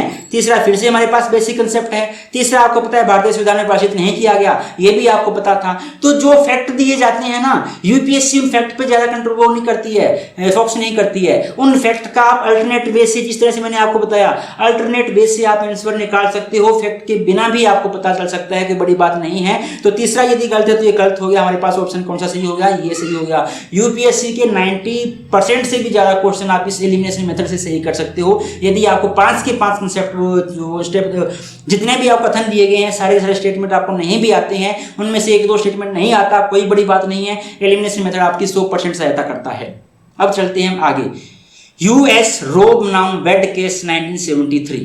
देखिए रोब नाम वेड केस की हम बात कर रहे हैं, तो रोब नाम वेड केस की अभी 2 दिन पहले ही वो डिसीजन भी आ चुका है। इसका पूरा हम उस डिसीजन को हम अगले हमारे वीडियो में चर्चा करेंगे, क्योंकि जब तक मैं ये वीडियो बना रहा था, लेक्चर दे रहा था, तब तक ही हमारा डिसीजन पूरा नहीं आया था। हाँ, डिसीजन थोड़ा सा बता दूंगा, डिसीजन में क्या है, यदि चर्चा करने की जरूरत होगी तो हम आगे चर्चा कर लेंगे। लेकिन ये पहली बात तो यूएस का कानून है, हम क्यों पढ़ रहे हैं आपके दिमाग में होगा, तो भाई यूपीएससी है तो इसमें यूनिवर्स में जो कुछ है यूपीएससी के सिलेबस में है, आपको पता होना चाहिए। तो हमें हर देश के अंदर जो कुछ घटनाक्रम हो रहा है उसको जानने की जरूरत है। रो एंड वेड केस 1973, ये मामला क्या था, 1973 में डिसीजन आ चुका है। ये मामला क्या है और इस मामले की हम चर्चा क्यों कर रहे हैं, आज चर्चा के अंदर क्यों है, चर्चा में क्यों है। हाल ही के अंदर राजनीतिक पत्रकारिता कंपनी पॉलिटिको, ये कंपनी है भाई, एक पत्रकारिता कंपनी है, के द्वारा एक जानकारी दी गई है जिससे पता चलता है कि अमेरिकी सर्वोच्च न्यायालय ने वर्ष 1973 में ऐतिहासिक फैसला रो बनाम वेड, ये 1973 में दिया गया था, उसको पलटने का निर्णय लिया है। तो जो कुछ भी इसमें कहा था उसको चेंज करना चाहता है यूएस का सुप्रीम कोर्ट हाल ही के अंदर, जिसने गर्भपात को संवैधानिक अधिकार बना दिया था। अब देखते हैं क्या है पूरा रो एंड वेड फैसला क्या था, पूरा हम देख लेते हैं। वर्ष 1973 में रो बनाम वेड के ऐतिहासिक फैसले में संयुक्त राज्य अमेरिका के सर्वोच्च न्यायालय ने गर्भपात के अधिकार को संवैधानिक अधिकार बना दिया था।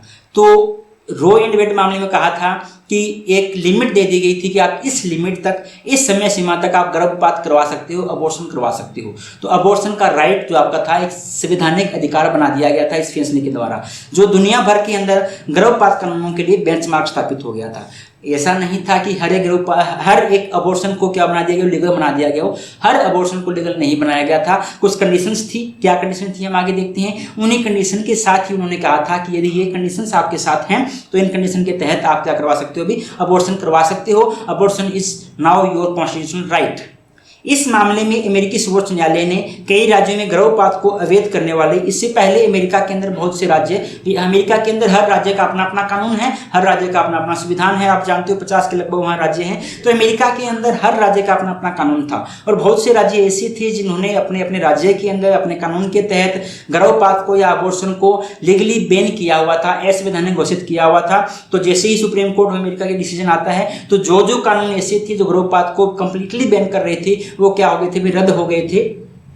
यही लिखा है। इस मामले में अमेरिकी सर्वोच्च न्यायालय ने कई राज्यों में गर्भपात को अवैध बनाने वाले कानून को रद्द कर दिया था और फैसला सुनाया था कि गर्भपात को भ्रूण की व्यवहार्यता के बिंदु तक अनुमति दी जानी चाहिए, यानी वह समय जिस पर देखो उन्होंने क्या कहा कि गर्भपात की अनुमति हम तब तक दे सकते हैं जब तक भ्रूण जीवित अवस्था के अंदर बाहर आने की स्थिति के अंदर नहीं है।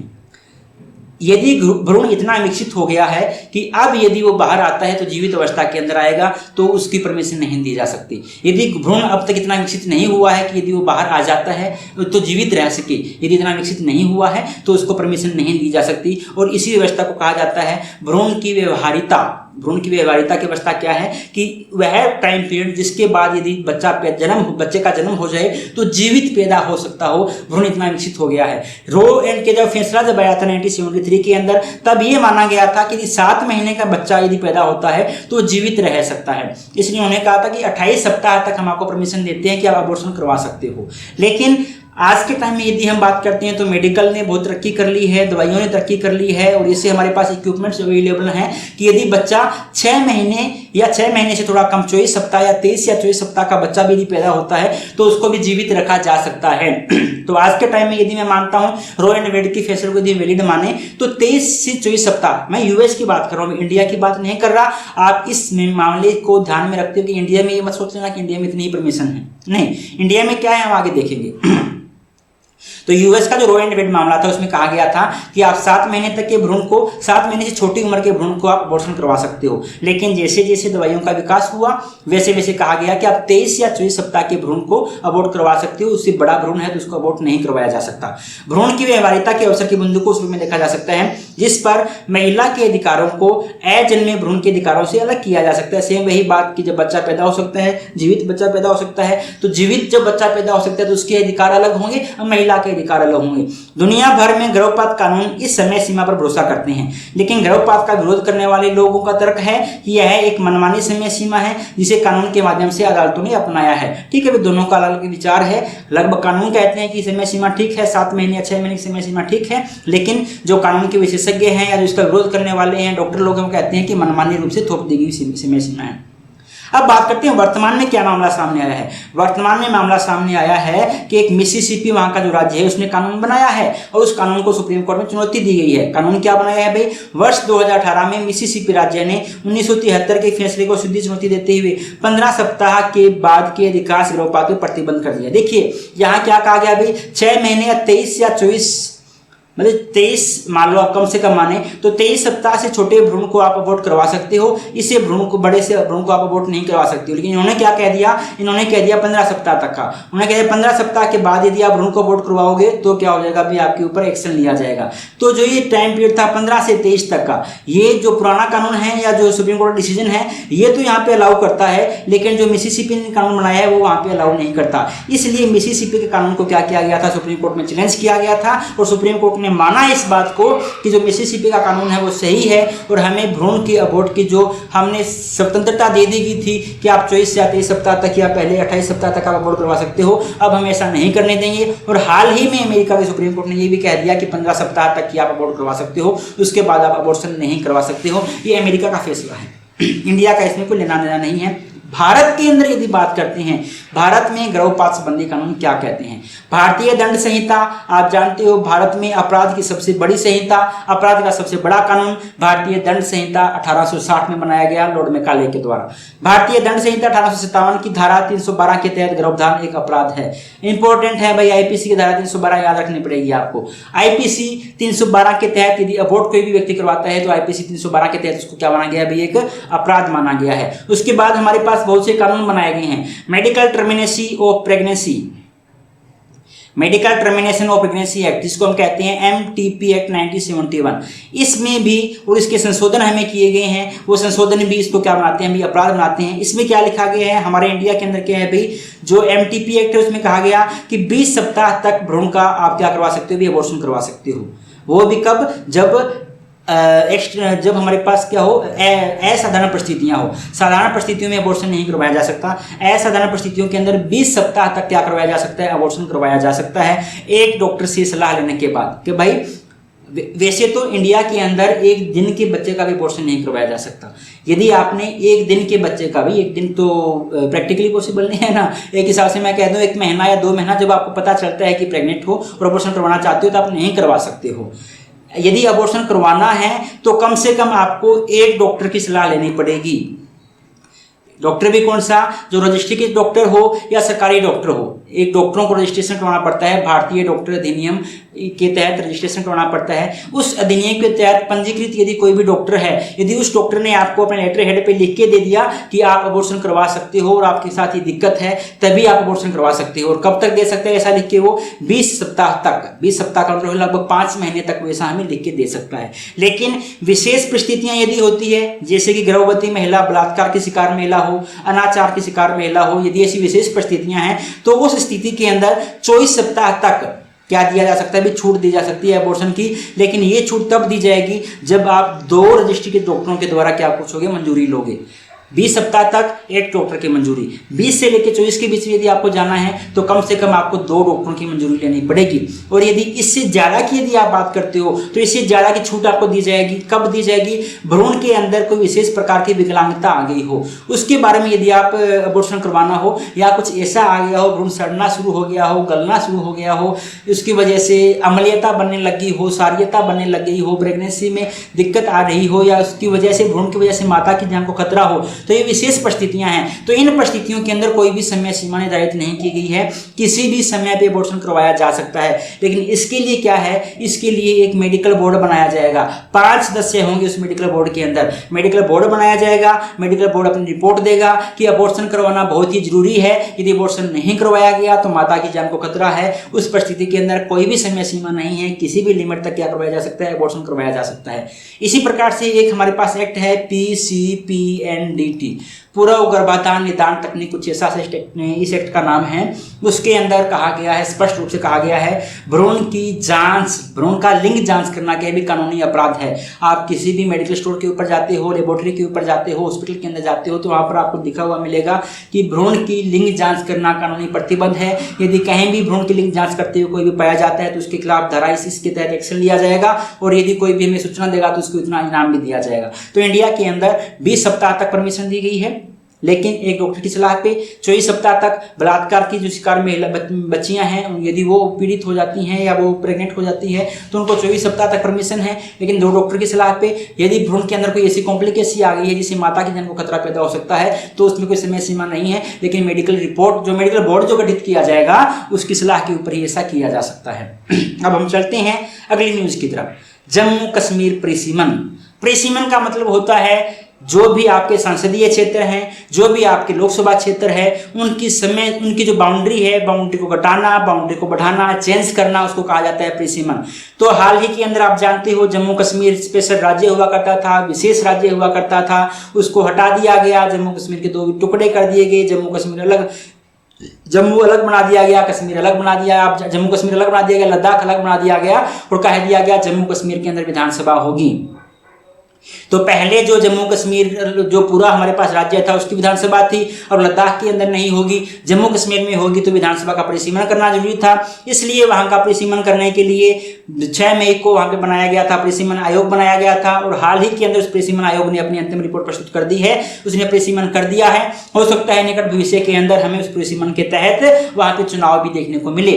तो हम जानकारी हासिल करते हैं कि उस परिसीमन के अंदर उन्होंने क्या क्या कहा है, मोटी मोटी तौर पर जानकारी हासिल कर लेते हैं। चर्चा में क्यों है? हाल ही में केंद्र सरकार के द्वारा गठित किए गए आयोग ने जम्मू और कश्मीर में विधानसभा तथा संसदीय क्षेत्रों के परिसीमन के लिए अपनी अंतिम रिपोर्ट पेश कर दी है। आयोग का गठन की हम बात करें, परिसीमन का आयोग गठन आवश्यक इसलिए हो गया था क्योंकि जम्मू और कश्मीर पुनर्गठन अधिनियम 2019 ने विधानसभा में सीटों की संख्या क्या थी, बढ़ा दी थी। जो हमारे पास पुनर्गठन आयोग किया गया था उसने विधानसभा में सीटें बढ़ा दी थी। पहले जितनी सीटें थी उससे ज्यादा की गई। पहले हमारे पास कितनी सीटें हुआ करती थी, 111 सीटें हुआ करती थी, जिसके तहत हमारे पास कश्मीर में 40 सीटें हुआ करती थी, जम्मू में 37 सीटें हुआ करती थी, लद्दाख में 4 सीटें हुआ करती थी और 24 सीटें जो है पीओके जो पाकिस्तान के कब्जे वाला कश्मीर है उसके लिए हुआ करती थी। तब ये 4 सीटें तो गई भाई, ठीक है ना। लेकिन बढ़ाया गया है, कितना बढ़ाया गया है? तत्कालीन राज्यों में संसदीय क्षेत्रों की यदि हम बात करते हैं, उस टाइम की यदि हम बात करते हैं तो वहां पे 2 तरह के परिसीमन लागू होते थे। वहां की जो लोकसभा की सीटें हैं वहां पर परिसीमन लागू होता था भारतीय संविधान के अकॉर्डिंग, लेकिन वहां पे जो राज्यसभा की वहां पे जो विधानसभा की सीटें थी वहां पे परिसीमन लागू होता था जम्मू और कश्मीर लोक प्रतिनिधित्व अधिनियम 1957 के तहत। तो वहां पे परिसीमन दोनों तरह का था, लेकिन 2019 में जैसे ही स्पेशल स्टेटस उसका चेंज किया गया है तो वैसे ही अब वहां पे परिसीमन, चाहे विधानसभा की हम बात करें चाहे संसदीय सीटों की हम बात करते हैं, दोनों में परिसीमन किसके द्वारा लागू होगा भाई? भारतीय संविधान के द्वारा लागू होगा। परिसीमन आयोग का गठन कब किया गया था? मैंने आपको बताया था 6 मई 2020 को गठन किया गया था और इसने अपने 2022 के मई महीने के लास्ट में आते आते इन्होंने अपनी क्या दे दी? रिपोर्ट दे दी थी। इसकी अध्यक्षता सर्वोच्च न्यायालय के रिटायर्ड जस्टिस न्यायमूर्ति रंजना प्रकाश देसाई ने की थी। इसमें मुख्य चुनाव आयुक्त, जम्मू कश्मीर के मुख्य चुनाव अधिकारी शामिल थे तथा जम्मू कश्मीर के हमारे पास 5 सांसद है, पांचों सांसदों को इसमें सहयोगी सदस्य के रूप में शामिल किया गया था। क्या क्या बदलाव किए हैं मैंने अभी आपको बताया। विधानसभा के अंदर सीटें चेंज कर दी है, उन्होंने बढ़ा दी थी, पहले 111 थी, अब कितनी कर दी हम देखते हैं। तो विधानसभा में भी चेंज किए हैं और लोकसभा के अंदर भी चेंज किए हैं। क्या क्या चेंज किए हैं? आयोग ने विधानसभा के अंदर 7 सीटों में क्या किया है? परिवर्तन किया है। कितना भी? 7 सीटों में परिवर्तन किया है। जम्मू कश्मीर में 6 सीटें बढ़ा दी हैं, अब कितनी कर दी? 43 कर दी जम्मू के अंदर। और कश्मीर में कितनी बढ़ा दी? अभी 1 कर दी है, अब कितनी कर दी है? 47 कर दी है। पहले कितनी हुआ करती? 40 हुआ करती थी और 37 हुआ करती थी, अब 40 से बढ़ा के 47 कर दी है और 37 से बढ़ा के कितनी कर दी है? 40। ये +6 होगी, यहाँ पर +1 हो गई है। इसने मौजूदा विधानसभा सीटों की संरचना में बड़े पैमाने पे चेंज किया है। न केवल सीटें बढ़ाई है बल्कि उनकी जो बॉर्डर एरिया था, बाउंड्री थी, उसको भी काफी हद तक क्या किया है? चेंज किया है। लोकसभा की यदि हम बात करते हैं, लोकसभा के अंदर भी इन्होंने अमूलचूल परिवर्तन किया है। इस क्षेत्र के अंदर 5 संसदीय क्षेत्र हैं। परिसीमन आयोग ने जम्मू और कश्मीर क्षेत्र को एकल केंद्र शासित प्रदेश के रूप में माना है। आयोग ने अनंतनाग तथा जम्मू सीटों की सीमाओं के भी, जितने भी हमारे पास 5 सीटें बताए तो कौन कौन सी है? अनंतनाग है, जम्मू है, फिर पंजाल है और कौन सी है भाई? श्रीनगर है और बरमूला है। ये 5 क्षेत्र हैं, 5 हमारे पास वहाँ की लोकसभा सीटें हैं। 5 की ही बाउंड्री में चेंज किया है। देखो यहाँ तो बहुत कुछ लिखा है, इसको बढ़ा दिया है, इसको घटा दिया है, इसमें ये शामिल कर दिया, इसमें ये शामिल कर दिया। आपको इतना याद रहे तो अच्छी बात है, नहीं याद रहे तो आपको क्या याद रखना है? केवल इतना याद रखो, हमारे 5 संसदीय सीटें हमारे पास है, 5 की बाउंड्री में कुछ न कुछ चेंज वहाँ पे जरूर किया है। हाँ, खास देने वाली बात यह है कि वहां पर आरक्षण की व्यवस्था की गई है। 3 लोगों के लिए आरक्षण की बात की गई। पहली बात है कश्मीरी पंडित। आयोग ने वहां की विधानसभा के अंदर कश्मीरी प्रवासी या मैं कह दूं कश्मीरी हिंदू जो वहां से दंगों के बाद कश्मीर को छोड़ के आ गए थे के लिए कम से कम 2 सदस्यों को प्रावधान देने की सिफारिश की है। आयोग ने कहा है कि कम से कम 2 लोग कश्मीरी पंडित विधानसभा के अंदर होने ही चाहिए। दूसरा, इसने यह भी सिफारिश की है कि केंद्र को जम्मू कश्मीर विधानसभा में पाकिस्तान अधिकृत कश्मीर जो हमारा पीओके है, पाकिस्तान अधिकृत कश्मीर से विस्थापित होने वाले व्यक्तियों को प्रतिनिधित्व देने पर विचार किया जाना चाहिए जो विभाजन के बाद जम्मू चले गए थे। ऐसे लोग जब भारत का विभाजन हुआ और वो लोग कहाँ पे थे, पीओके के अंदर रहते थे, और विभाजन के टाइम पीओके से कहाँ आ गए भाई, इंडिया के अंदर आ गए। तो प्रतिस्थापित लोग कहेंगे पीओके से, उन लोगों को भी आरक्षण देने पर विचार किया जाना चाहिए। देखो उनको तो कह दिया 2 सीटें होनी चाहिए पंडितों को, या ये नहीं कहा कितनी सीटें दो, कहा कि आप विचार करो, यदि आपको अच्छा लगता है दे दो, नहीं अच्छा लगता मत दो। और लास्ट में कहा अनुसूचित जनजाति के लिए अब तक इंडिया के हर राज्य के अंदर अनुसूचित जनजाति को आरक्षण प्राप्त था विधानसभा के अंदर, लेकिन जम्मू कश्मीर के अंदर नहीं था। पहली बार अनुसूचित जनजाति के लिए कुल मिलाकर कितनी सीटें भाई, 9 सीटें आरक्षित की है। तो ये जो हमारे पास 2 स्लाइडें हैं जम्मू कश्मीर के बारे में बहुत कुछ आपको बताती हैं और बहुत ज़्यादा क्वेश्चन यहाँ से बन सकते हैं, तो आप इसको डिटेल में पढ़िएगा जरूर। साथ ही साथ आपको पढ़ने की जरूरत है प्रीसिमन क्या होता है, प्रीसिमन आयोग क्या होता है, प्रीसिमन आयोग का गठन कैसे किया जाता है, कौन कर सकता है, लोकसभा के लिए प्रीसिमन आयोग का गठन कौन करता है, विधानसभा के लिए कौन करता है, क्या प्रीसिमन आयोग के डिसीजन को चुनौती दी जा सकती है या नहीं दी जा सकती है, या प्रीसिमन आयोग की राय जो है अंतिम होती है या नहीं होती है। प्रीसिमन आयोग का गठन अब तक भारत में कुल मिला के कितनी बार किया जा चुका है, लास्ट बार कब किया गया था, ये बहुत से क्वेश्चन हैं। जब आप इंडियन पॉलिटी आप पढ़ोगे, प्रीसिमन जब आप पढ़ोगे, डिलिमिनेशन कमीशन इसको कहा जाता है, जब आप पढ़ोगे तो आपको इन क्वेश्चंस का जवाब भी ढूंढना चाहिए, या जैसे ही आप ये वीडियो खत्म करते हो उसके बाद आप इन क्वेश्चन का जवाब जरूर ढूंढने की कोशिश करना, ताकि आपका जो तैयारी है मुकम्मल हो सके। असम मवेशी संरक्षण संशोधन अधिनियम 2021, हाल ही के अंदर असम ने जो अपना मवेशी संरक्षण अधिनियम था, मवेशी पशु को बोलते हैं भाई, जो जानवर हैं जानवरों को बोला जाता है मवेशी। तो असम के अंदर जो मवेशी संरक्षण अधिनियम था उसके अंदर उन्होंने संशोधन किया है 2021 के अंदर, और ये चर्चा के अंदर आ गया हमारे पास। क्यों आ गया, हाल ही के अंदर गाय संरक्षण कानून असम मवेशी संरक्षण अधिनियम 2021, जिसे असम ने 1 साल पहले लागू किया था, ने मेघालय में तीव्र बीफ संकट पैदा कर दिया है। ये जो कानून बनाया गया इसमें विशेषताएं दी है, इसने गायों के वध पे पूर्णतः रोक लगा दी कि आप गायों का वध नहीं कर सकते हो। और आगे देखते हैं प्रोविजन क्या क्या है। इसकी वजह से जो मेघालय जो था, मेघालय में असम से गायें ट्रांसफर हुआ करती थी, वहाँ पे गायें काटी जाती थी, बीफ गाय के जो मांस को कहते हैं, तो वहाँ पे गाय का मांस खाया जाता है। तो मेघालय के अंदर बीफ का जो था संकट पैदा हो गया कि वहाँ पे बीफ मिलना बंद हो गया, इसलिए चर्चा के अंदर है। तो बीफ खाना चाहिए या नहीं खाना चाहिए, ये कंट्रोवर्सी है, ये इस पर हम नहीं जाते हैं। भाई हम हिंदू धर्म वाले हैं तो कहेंगे नहीं खाना चाहिए, इस्लाम धर्म वाले हैं तो कहेंगे खाना चाहिए, या अलग अलग अपने अपने धर्म की प्रथा हो सकती है। एक धर्म के लोग कह सकते हैं खाओ, दूसरे धर्म के लोग कह सकते हैं नहीं खाओ। तो हमें इस कंट्रोवर्सी में नहीं पढ़ना है, हमें हमारे एग्जाम की तैयारी करनी है, और एग्जाम की तैयारी के लिए केवल हमें उन पॉइंट को पढ़ना है, उन मुद्दों को समझना है जो हमारे एग्जाम के लिए इंपॉर्टेंट है। इस अधिनियम में क्या क्या उन्हें संशोधन किए हैं, संशोधन की बात करता हूं। पहला, यह अधिनियम गायों के वध को पूर्णतः रोक लगाता है कि गायें चाहे किसी भी उम्र की हो आप उसका वध नहीं कर सकते हो। यह अन्य मवेशी जैसे बैल हो गया, सांड हो गया, भैंस हो गया, इनके वध की अनुमति देता है, लेकिन कब देता है, जब मवेशी 14 वर्ष से अधिक की उम्र का हो गया हो। 14 वर्ष से कम के आप बैल, सांड तथा भैंस को भी नहीं काट सकते हो। दूसरा, या चोट लग गई हो, विकृति हो गई हो, और ऐसी विकृति हो गई हो जिससे जो पशु है वो परमानेंटली डिसेबल हो गया है। यदि पशु परमानेंटली डिसेबल हो गया है तो आप उसको काट सकते हो, या 14 साल से बड़ा हो गया है तो उसका वध कर सकते हो, अदरवाइज नहीं कर सकते हो। ये भी ध्यान से देखिए उन्होंने और क्या कह दिया। ये अधिनियम कहता है कि अनुमति वाले स्थानों को छोड़ के, वे स्थान जहां पर परमिशन दे दिया गया है या लाइसेंस दे दिया गया है, उन स्थानों को छोड़कर मवेशियों को अंतरराज्यीय या अंतरराज्यीय परिवहन तथा गौ मांस की बिक्री को प्रतिबंध करता है। ये कहता है कि यदि आपने ट्रांसफर करना है पशुओं का, किसी भी तरह के पशु का, एक राज्य से दूसरी जगह पे, मतलब असम से किसी दूसरे राज्य के अंदर भेजना है, तो आप केवल उसी स्थान से बेच सकते हो जहां पर भेजने की परमिशन है, इसके अलावा आप नहीं बेच सकते हो। असम के अंदर भी एक जगह से दूसरी जगह पर भेजना है तो आप परमिशन लेके ही बेच सकते हो। और तीसरा, गाय का यदि आपने मांस बेचना है तो परमिशन के द्वारा ही बेच सकते हो, अदरवाइज आप बेच ही नहीं सकते। अब बात करते हैं गो।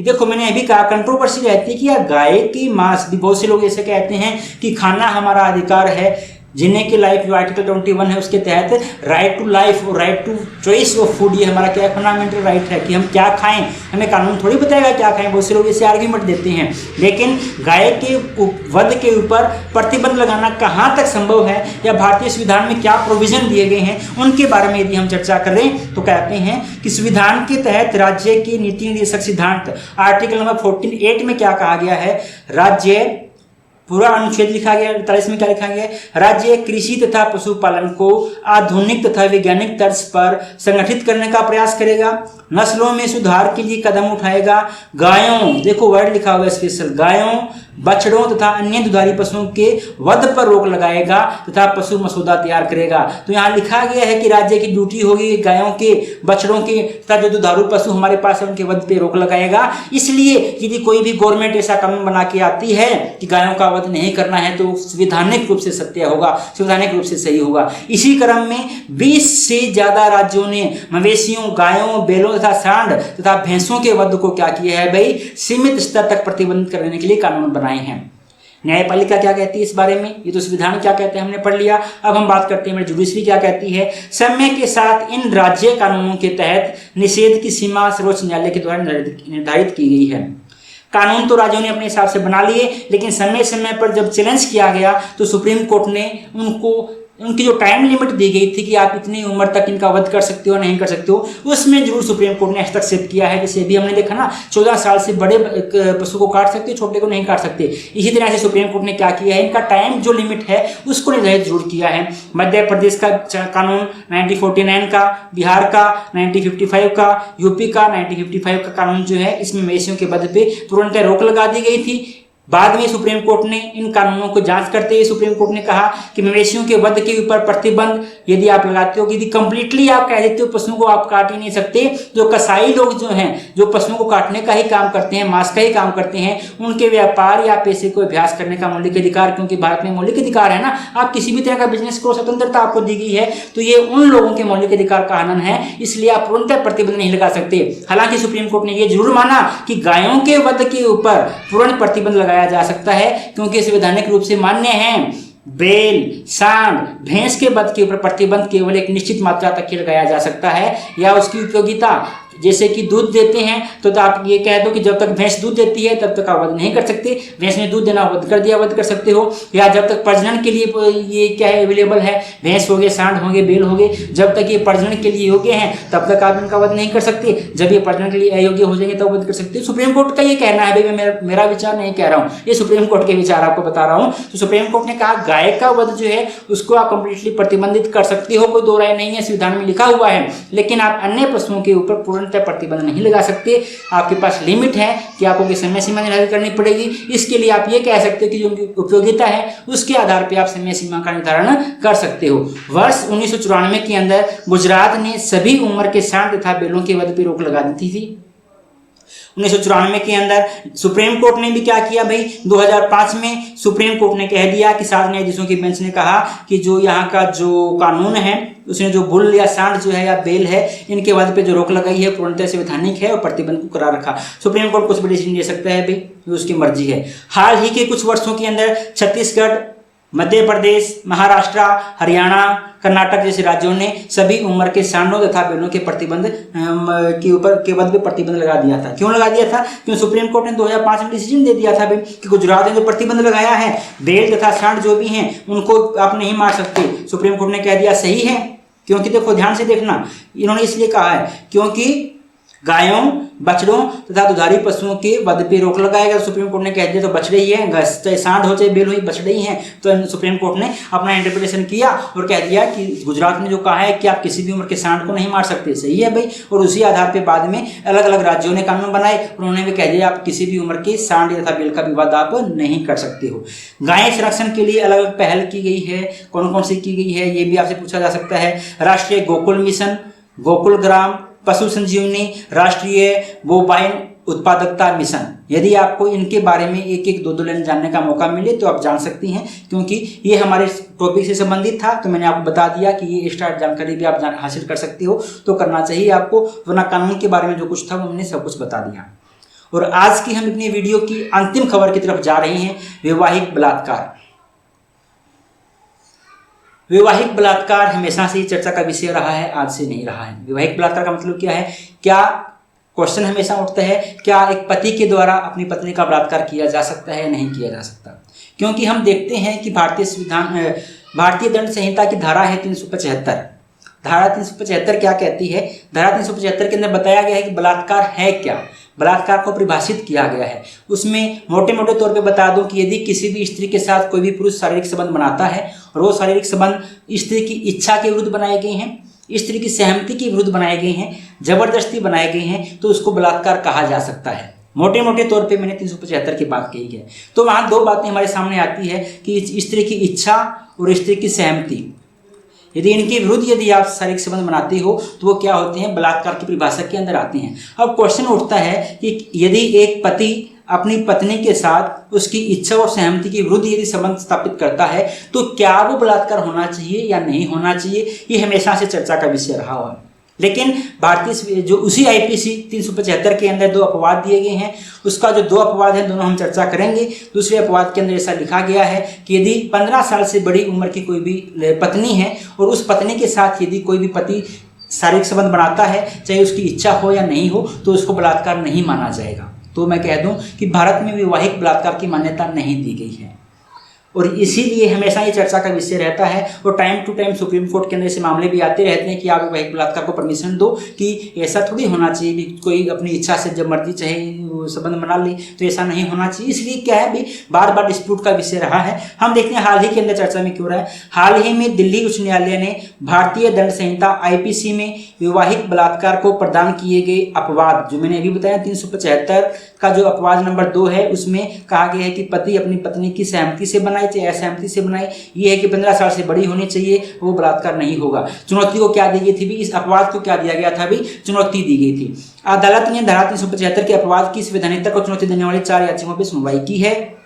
याचिकाकर्ता चाहते हैं कि अपवाद को पूरी तरह से इस आधार पर समाप्त कर देना चाहिए कि यह अपवाद विवाहित महिलाओं के मौलिक अधिकारों का उल्लंघन करता है, क्योंकि भाई हमें अधिकार दिए गए, समानता का अधिकार कहता है किसी भी व्यक्ति के साथ किसी भी लिंग जाति भेदभाव के आधार पर भेदभाव नहीं किया जाएगा। ये तो भेदभाव किया जा रहा है ना। स्वतंत्रता का अधिकार कि हर व्यक्ति को अपनी इच्छा जाहिर करने का अधिकार है, ये स्वतंत्रता के अधिकार का उल्लंघन कर रहा है। तो याचिकाकर्ता कहते हैं कि ये जो हमारे पास एक्सेप्शन दिया गया है 375 का 2 नंबर एक्सेप्शन, ये उन महिलाओं के मौलिक अधिकारों का हनन करता है और इस आधार पर इस एक्सेप्शन को क्या कर दो भैया, आप नल एंड वॉइड कर दो, असंवैधानिक करार कर दो। फैसला सुनाते समय न्यायाधीशों फैसला जो सुनाया ना, वो उसमें खास बात क्या थी, देखो यहाँ लिखा भी हुआ है, हम छोड़ गए कि याचिकाओं पर एक विभाजित निर्णय दिया है। विभाजित का मतलब क्या है भाई, 2 जज साहब थे और दोनों का डिसीजन अलग अलग है।